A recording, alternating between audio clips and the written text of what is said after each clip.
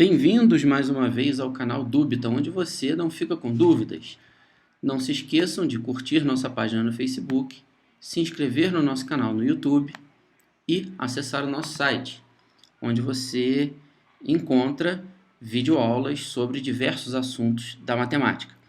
Bom, nessa videoaula aqui, eu quero mostrar para vocês a definição da integral de Riemann, qual o significado dela. E para isso eu vou utilizar recursos do software Maple16, porque vai facilitar bastante, uma vez que envolvem gráficos com números cada vez maiores de retângulos para aproximar o valor da área. Bom, antes de chegar lá, a definição da soma de Riemann, da integral de Riemann, é essa aqui. É o limite com ΔX tendendo a zero da multiplicação de f de x com ΔX, do somatório disso. Então, dada uma função dentro de um intervalo, para cada valor de f de x, eu vou multiplicar por ΔX para obter exatamente a área de vários retângulos. E isso vai ter que aproximar o resultado da área que está sendo calculada.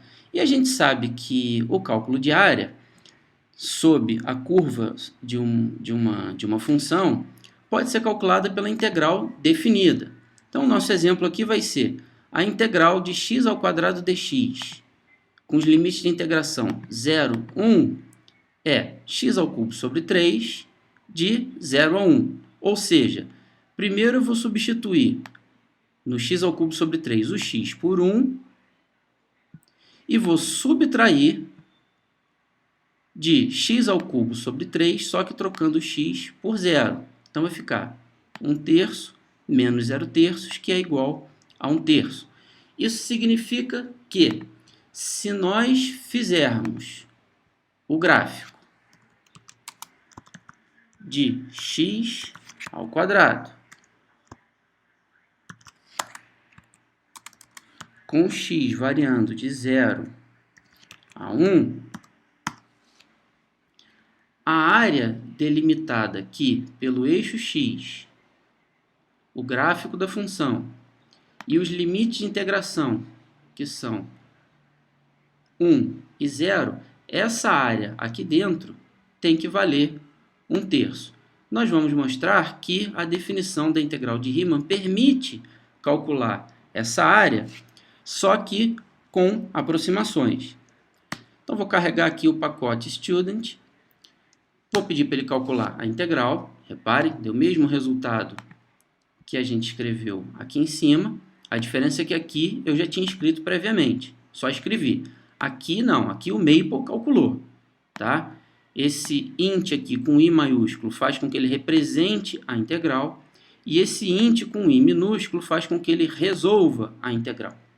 Então, 1/3. O que a gente vai ver agora é a representação da integral de Riemann, da soma de Riemann, da função x ao quadrado, com x indo de 0 a 1, que é o mesmo caso aqui, utilizando o método de desenhar retângulos à esquerda. Nós já vamos ver o que significa isso, onde a saída é um gráfico, output igual a plot, significa que ele vai plotar o gráfico, com 4 partições, ou seja, o intervalo de 0 a 1 vai ser dividido em 4 partições, vou gerar 4 retângulos, sendo que cada um deles, que é o que o Maple chama de box, tem as seguintes opções: preenchido, com a cor rosa, e a transparência de 0,5. Vai ter o seguinte efeito.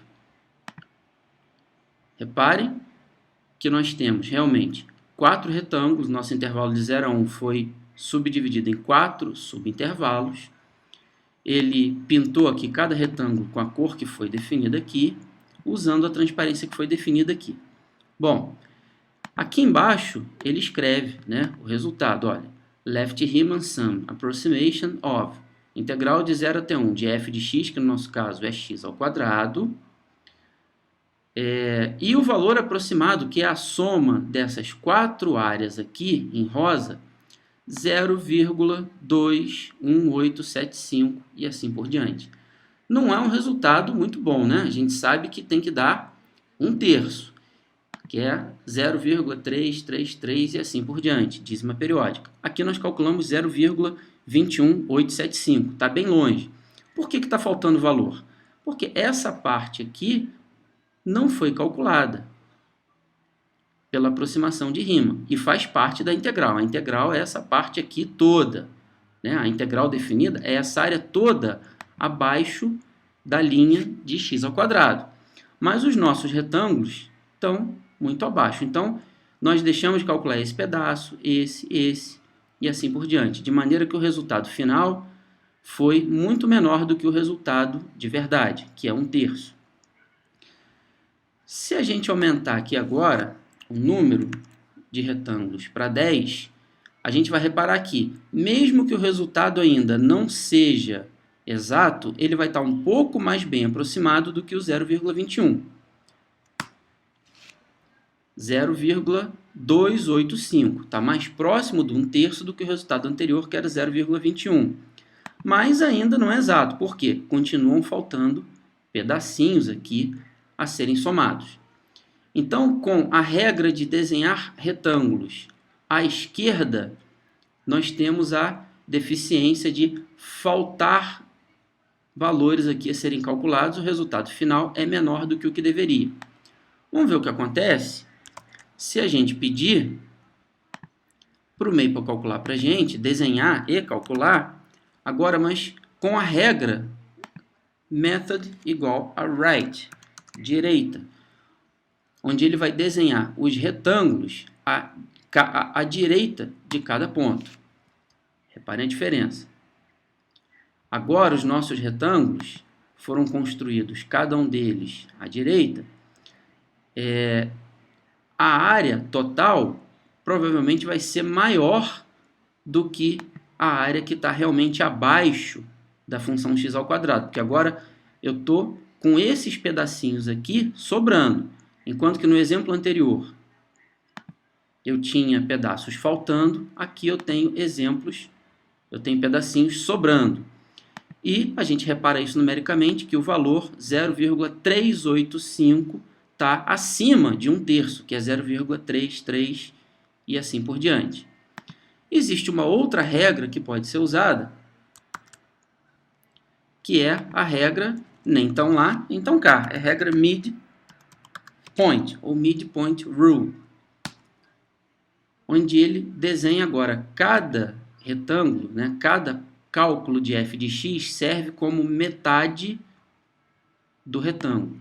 Dessa forma, eu tenho aqui para cada retângulo partes que estão faltando e partes que estão sobrando.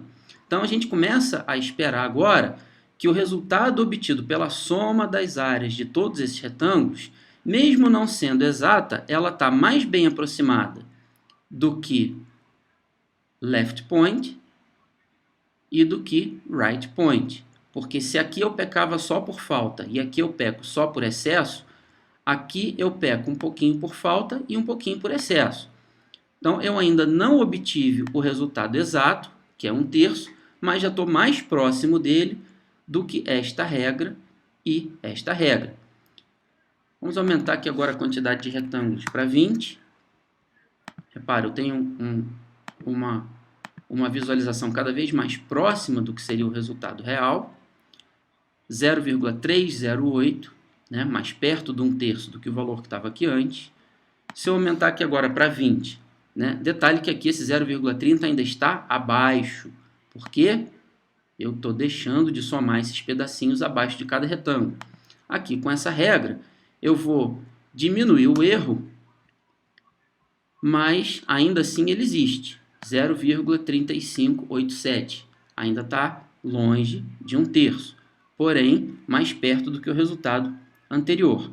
E o nosso midpoint rule, aquele que para cada valor de f de x, ele serve como metade para desenhar um retângulo, né? Metade da base do retângulo.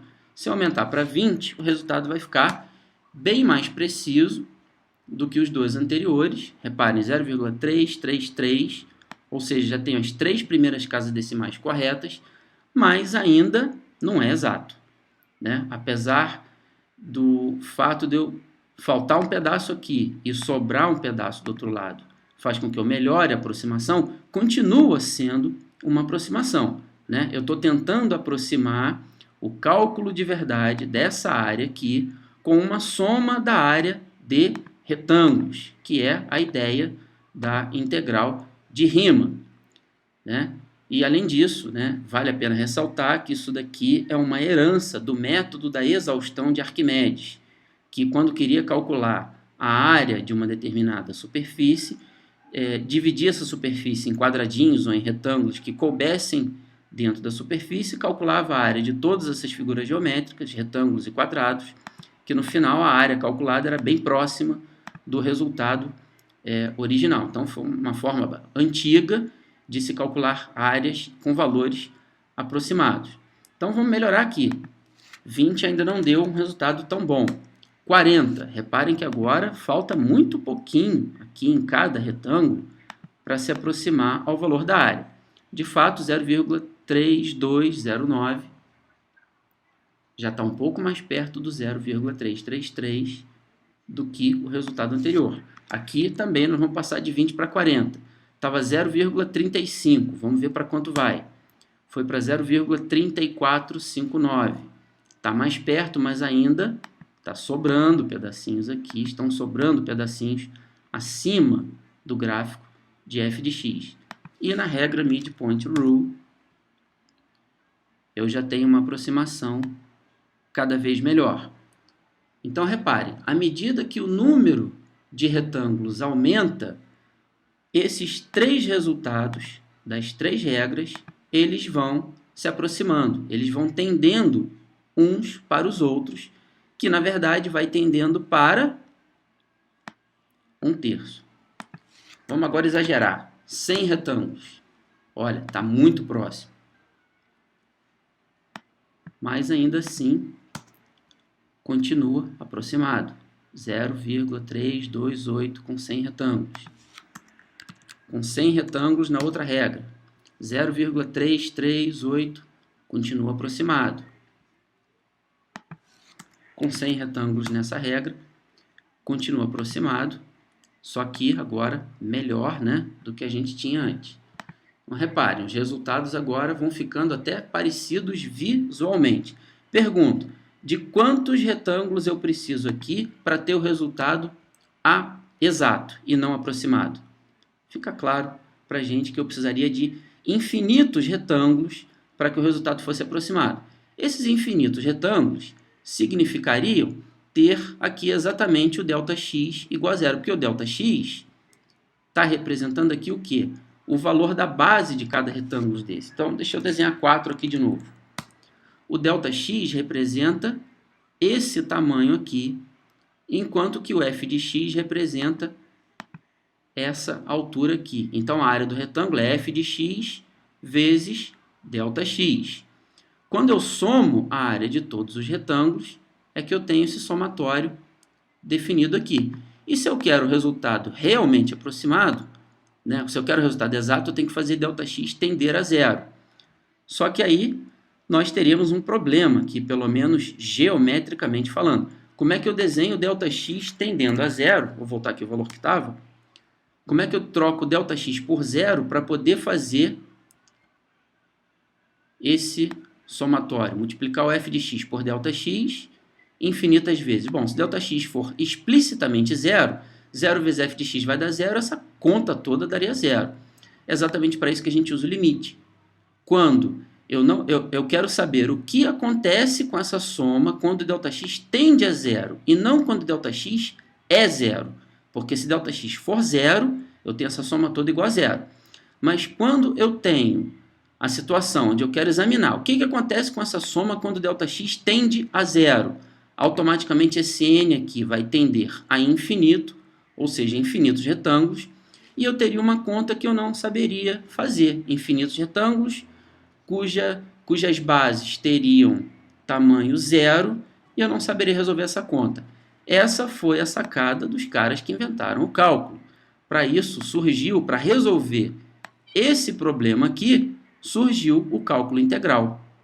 Surgiu a integral da função no intervalo desejado, que vai calcular a área que a gente quer sem precisar recorrer a aproximações. Então, essa pequena videoaula aqui teve o intuito de mostrar apenas que a integral de Riemann aproxima o valor que a gente quer da área e fazendo o número de retângulos tender a infinito, consequentemente o ΔX tender a zero, faz com que nós tenhamos resultados cada vez mais próximos. E, resolvendo o cálculo de limite propriamente dito, nós transformamos isso daqui na integral desejada. Só para a gente ver um último exemplo, vamos exagerar agora. 1000 retângulos.